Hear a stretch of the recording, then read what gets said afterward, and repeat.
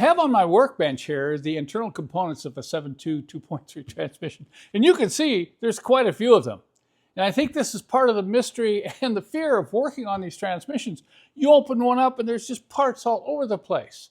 Now, I'm a strong proponent of you have to understand the theory of operation before you can troubleshoot a problem. If you can understand how they work, it's going to help you troubleshoot what's wrong with your own 7.2 2.3 or 7.2 2.4 transmission. There's a sequence of events that happens in order to go from first to second to third to fourth and then into reverse. So look at this. I've set up the first mock-up here of what I'm going to call the core. The central core of the 7.2 2.3 or 7.2 2.4 transmission are the same, except the 4 is smaller. I've got this set up so I can actually turn this and spin it, because when we start talking about the shift sequence, certain things have to happen. There are 5 elements, and these 5 elements have to act a certain way in order for the gear ratio to change. This is the input shaft here. This is the output shaft here. And this all begins with the planetary gear assembly. You can see between the input and output shaft, this is just moving freely. There's no connection between the two shafts. So inside are all these gears, and these elements that occur during the shift sequence lock up certain things so that the input shaft will make the output shaft turn. Each one will make it turn at a different ratio. When you open these up, look what's going on in here. You have all these gears in here, and you have all these gears here. If your transmission is not shifting properly, 95% of the time the problem is not in this assembly here. It's in those 5 elements that change the shift sequence. I'm going to discuss the 5 variable elements. And I'm going to emphasize variable because they move, they change, and there's even a combination of variable elements that has to occur for the shift sequence to operate properly. It's very important that you understand where each one of these variable elements resides and what it does. This is the input shaft coming from the torque converter. And there's a drum here. This is called the K1 drum. Kind of remember that it's the one forward, so it's number 1. The K1 drum right there. And then on this side is another drum very similar to that. It's called the K2 drum. Now I've removed the K2 drum because it's the only way I can actually get this thing to actuate properly. So there you got it. There's your first 2. K1 drum, K2 drum. What's inside those drums? Clutches. Clutches and steels. They call those plates between the clutches steels. There's also seals in here. Okay, so this is a variable. Now, over the top of both drums are bands. These are called brake bands. And during the operation of the transmission, these can lock down and prevent the drum from turning. So this is the B1 brake band. B1 brake band. You've got K1 drum, B1 brake band. Then over here, you've got the B2 brake band that clamps down on the K2 drum. So there's 4 elements right there, 4 key elements. But we have another gear that we have to be concerned about, and that is the reverse gear, and enter the K3. This sits up front here, and under pressure this moves forward and squeezes the clutch packs for the reverse to activate reverse. Now I want to demonstrate the mechanical shift sequence. We'll start out by showing what happens when the transmission is in neutral. Everything is freewheeling inside. So we got the emergency brake on, you see the engine's turning over, and everything's spinning freely inside. In first gear, we have one of the elements, only one is activated, and that is the B2 brake band. Now I don't have the drum or the band on here, but I can reach in and clamp on the spline that gets locked up when the band clamps on the drum. So I'm going to reach in here and we're going to clamp that up. So just visualize here. Just visualize that the B2 band has clamped down on the K2 drum. Okay, now let's rotate. Now notice the gear ratio. Look at the difference. This is spinning fairly fast and this is spinning real slow. So that's first gear. That's all that occurs is the B2 brake band clamps down on the K2 drum. When the transmission moves into second gear, two elements are actuated. We have the B2 brake band has clamped down on the K2 drum. That's already occurring.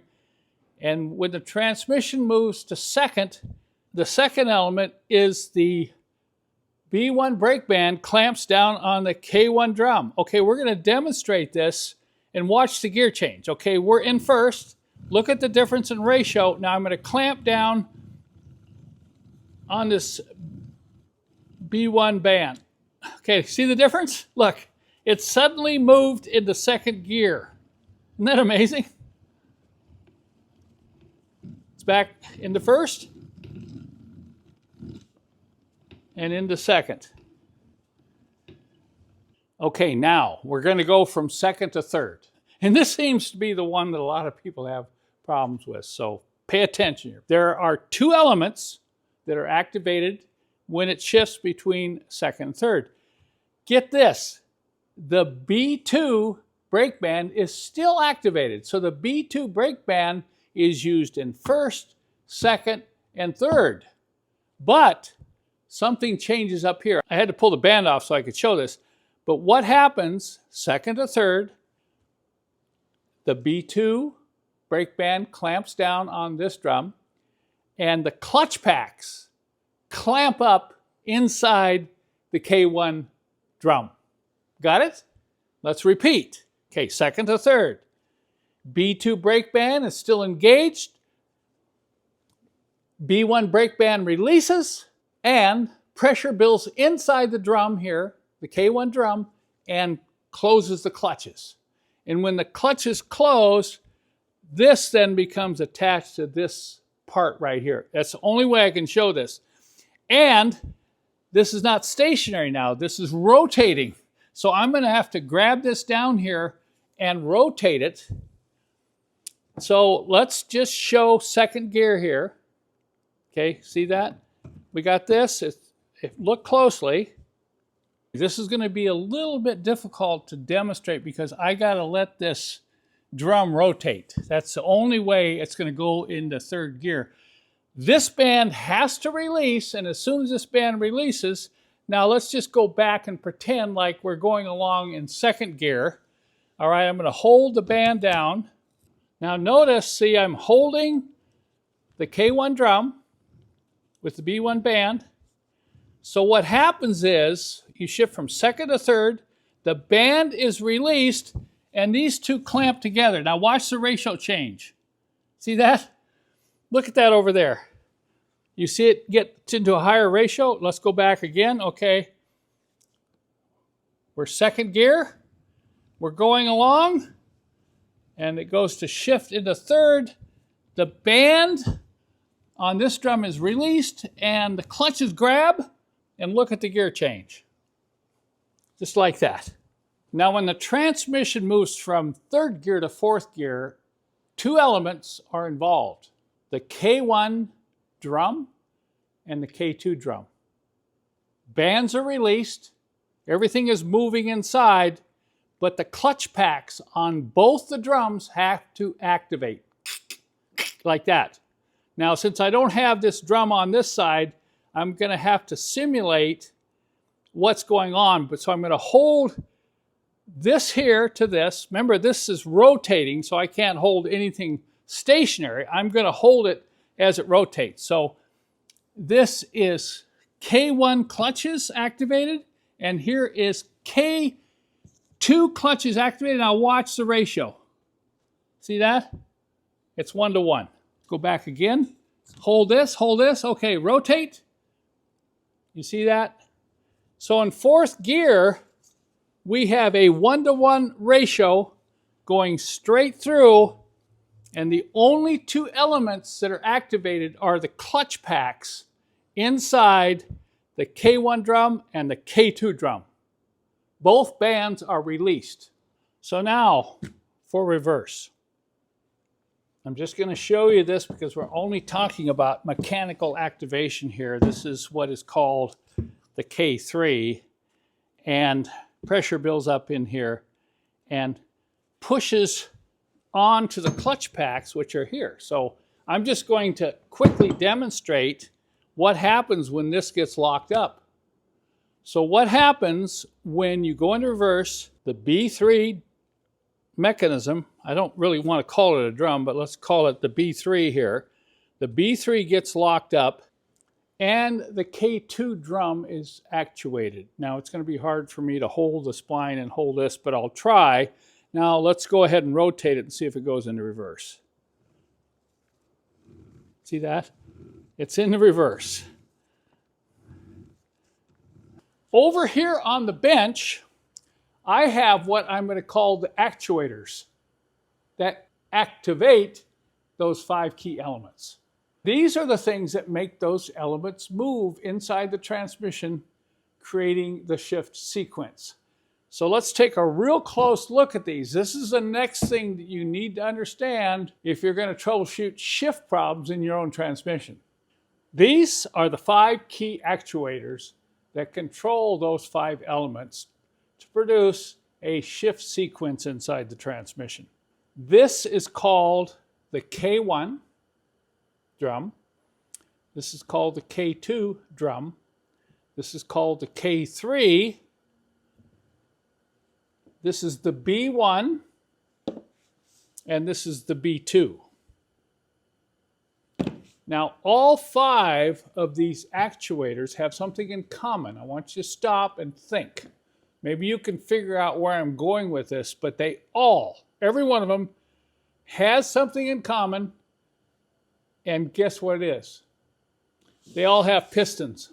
Those don't look like pistons to me. Maybe that's a piston, maybe this is a piston, but this doesn't look like a piston, and this doesn't look like a piston. And where in the world is the piston in this thing here? I'm going to start with these 2 here because they actually look like pistons. Both of these are mounted on the side of the transmission and they operate in and out. So the B1 is what activates the B1 brake band. I'll walk you over to a transmission here and I'm going to push in and out on the B1. Now look at the band. See, the band is moving and clamping down on the drum. So this is a piston, okay, right there, B1. B2, slightly different in design, but it also moves in and out on the side of the transmission, activating the B2 brake band, which clamps down on the K2 drum. Okay, let's go over to the transmission again. And I'm going to push this one in and out so you can see how it's activating the band. So those are pretty clear. You can clearly see the piston action of each one of these 2. Now let's take a look at the other 3. On all 3 of these, the piston is inside the units. Now remember, there's clutches and steels in here that compress. So the piston, get this, the piston is inside. See that? Look at the seals. You have 2 lip seals here. So this moves in and out. There's your piston right there. When this moves in, it's going to compress those plates and the clutches to engage the drum. Same thing with the K2. If I pull this out, it's different in design. Look at that O-ring there, and look at that lip seal. This also moves in and out. So there's your piston right there. Now for the K3, it's a little different. This is the piston. This has to come out and compress the reverse clutches. I'll take you back over the transmission. I'm just going to briefly show you the edges right here and see how they come up against that clutch pack for the reverse engagement. So if I pull on this, there's your piston. This moves in and out like that. You have a lip seal here and another one here. This one's missing. But that's your piston right there. So the pistons are these. They're not the units themselves. So why is it so important that you understand all this? Why do you need to know what's going on inside the transmission? Well, it comes back to me harping on, if you don't know the theory of operation, it's very hard to troubleshoot a problem. So you have an assignment. I'm not going to tell you. I'm going to have you think about this. I want you to think about the 5 elements. I want you to think about these 5 actuators that activate the elements to create the shift sequence inside these transmissions. I want you to think about what happens when things start going wrong and what can go wrong.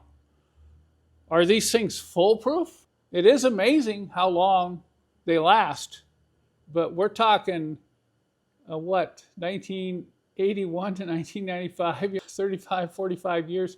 Hey, that's old. And when things get old, age-related things happen. Just take each element, take each actuator, and think about, okay, if something goes wrong here, what's going to happen? Something goes wrong with the B1 piston, what's going to happen? What's going to happen inside these drums if this doesn't activate? What's going to happen in the K3? You probably already figured that one out.